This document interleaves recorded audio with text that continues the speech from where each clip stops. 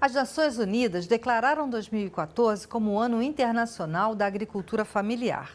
No Brasil, segundo dados recentes, 70% dos alimentos que chegam às nossas mesas provêm deste tipo de produção. Trata-se de uma produção sustentável, porque não só preserva a biodiversidade, como tem um olhar cuidadoso para a saúde humana, já que não usa agrotóxicos.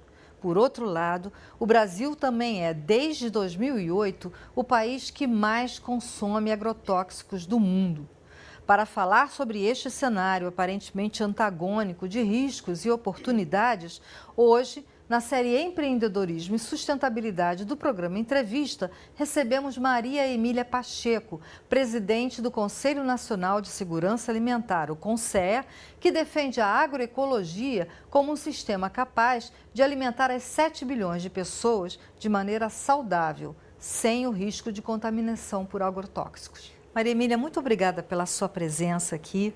Eu queria começar te perguntando o seguinte: a agroecologia, para quem não está muito habituado com essas expressões, ela se confunde um pouco com agricultura familiar e com produções orgânicas. Você pode me dizer qual é a diferença entre eles? A agroecologia, nós consideramos no Brasil como uma ciência, um movimento social e práticas. E ela tem uma dimensão tecnológica, como você, aliás, já fez referência, porque a prática agroecológica supõe não usar venenos, não usar agrotóxicos, mas é mais do que isso, porque a agroecologia, ela significa o manejo sustentável, né, dos recursos naturais, significa ter uma relação mais harmoniosa com a natureza, mas ela também tem uma dimensão social, econômica, política, porque os sistemas agroecológicos, a implantação deles e o próprio processo de transição da agricultura convencional para a agricultura agroecológica supõe, ao mesmo tempo, que a gente leve em conta a necessidade do que chamamos de construção social de mercados. Significa aproximar também o produtor do consumidor. A agroecologia significa também a valorização das sementes tradicionais, que em muitos lugares se chama semente crioula, no Nordeste, no Brasil, se chama semente da paixão, semente da fartura. Essas sementes tradicionais, elas são fundamentais, porque lá onde elas existem, elas estão mais adaptadas ao clima, às condições de solo.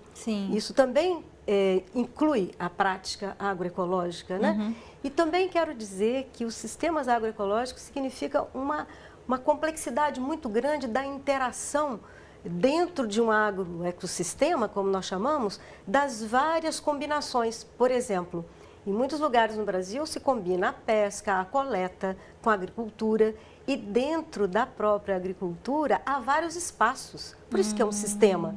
Tem o entorno da casa, quintal, sítio, como é chamado em alguns lugares, tem a área da lavoura. Essa é a complexidade de um sistema agroecológico, porque a palavra diversidade é a palavra-chave desse sistema, sob todos os seus aspectos. Diversidade de semente, diversidade de ambientes, diversidade de práticas, né?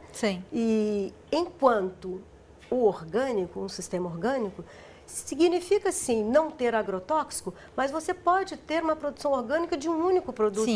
Aí vira monocultura. Aí vira uma monocultura. Então, o princípio da diversidade não se aplica dentro da produção orgânica como dentro dos sistemas agroecológicos. Essa é uma diferença essencial. E, por último, você pergunta, e a agricultura familiar? Bom, a agricultura familiar é o sujeito dessa história.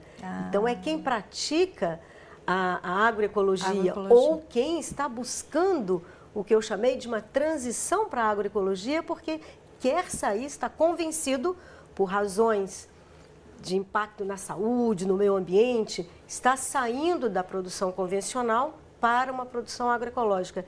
Isso também ocorre no Brasil. No primeiro documentário do Silvio Taylor, chamado O Veneno Está na Mesa, tem uma declaração da senadora Cátia Abreu, que então era da Comissão de Agricultura e Reforma Agrária, feita por um programa de televisão.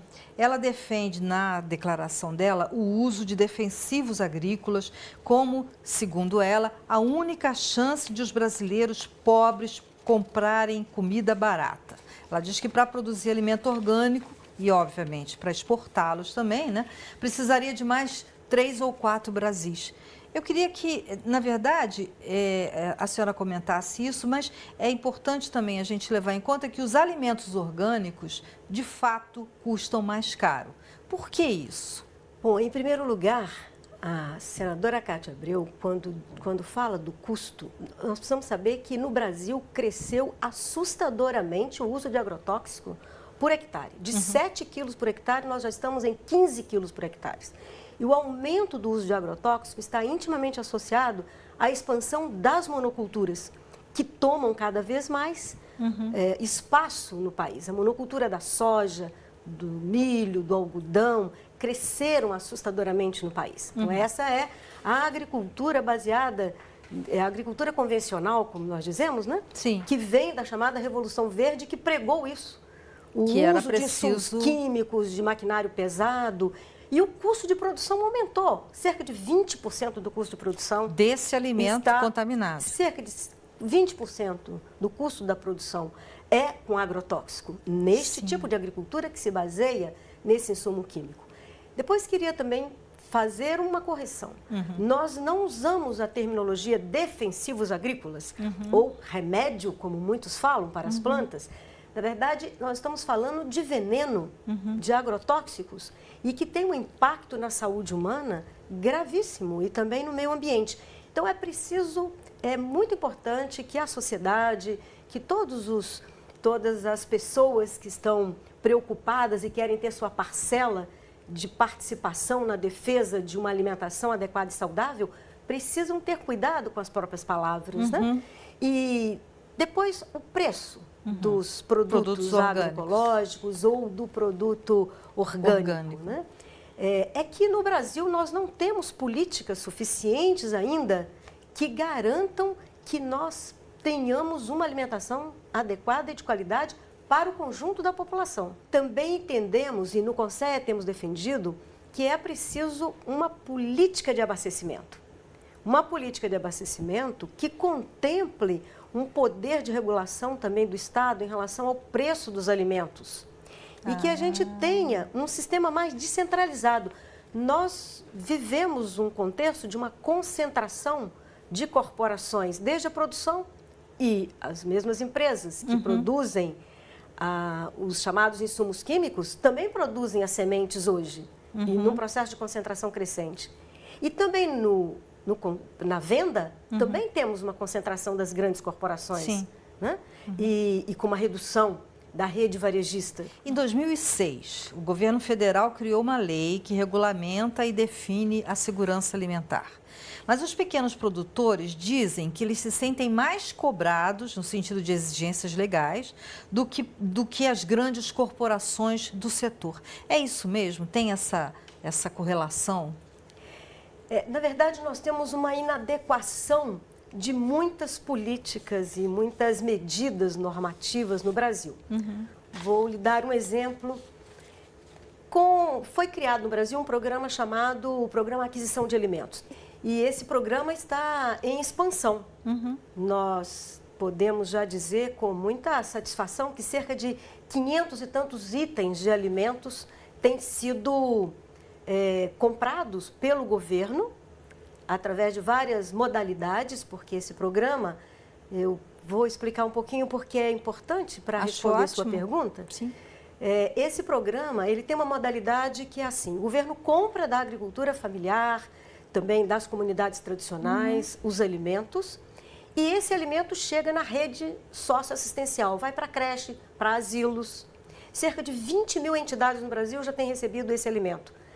E este programa, ele vem responder a um déficit histórico que nós temos na política brasileira. Porque, historicamente, sempre houve programas que favorecessem a grande propriedade, a produção de monocultura.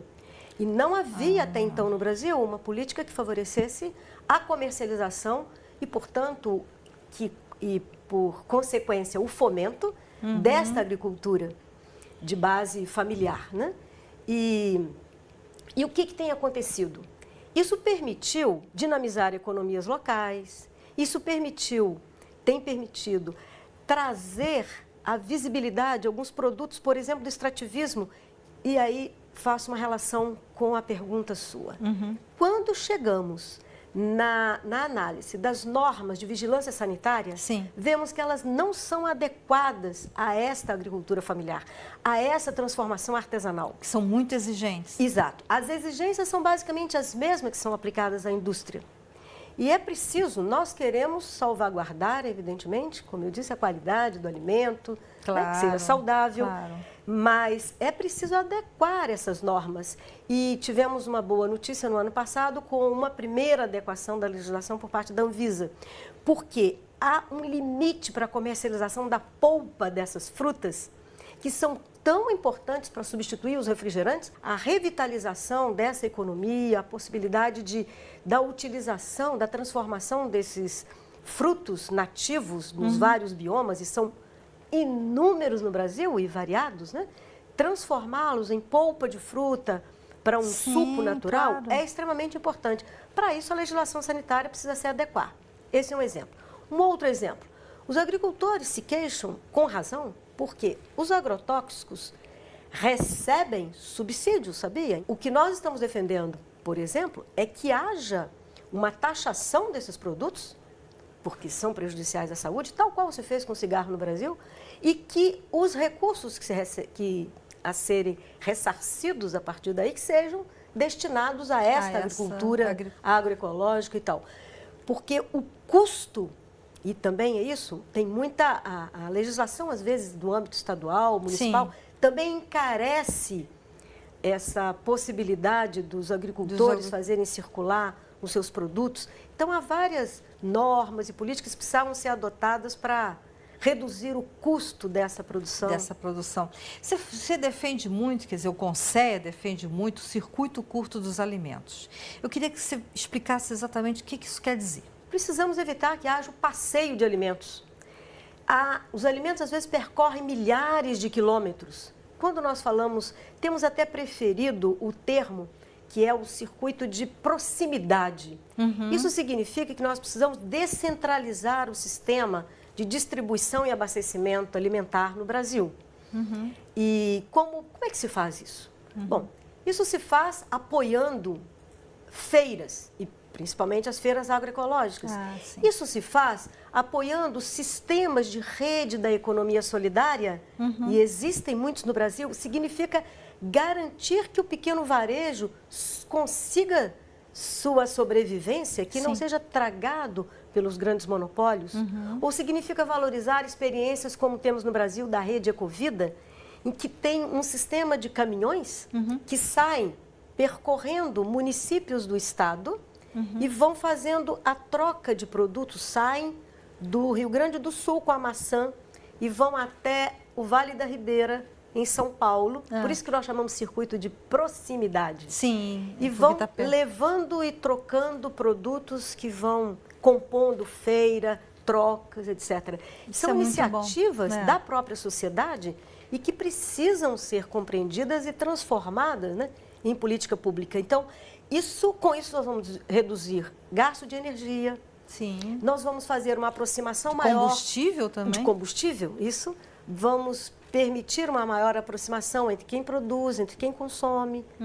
E vamos também assegurar uma maior diversificação dos alimentos, em respeito, inclusive, ao tempo de safra dos vários produtos. Obrigada a você, Maria Emília. Ficamos por aqui. Obrigada a você de casa e até a próxima.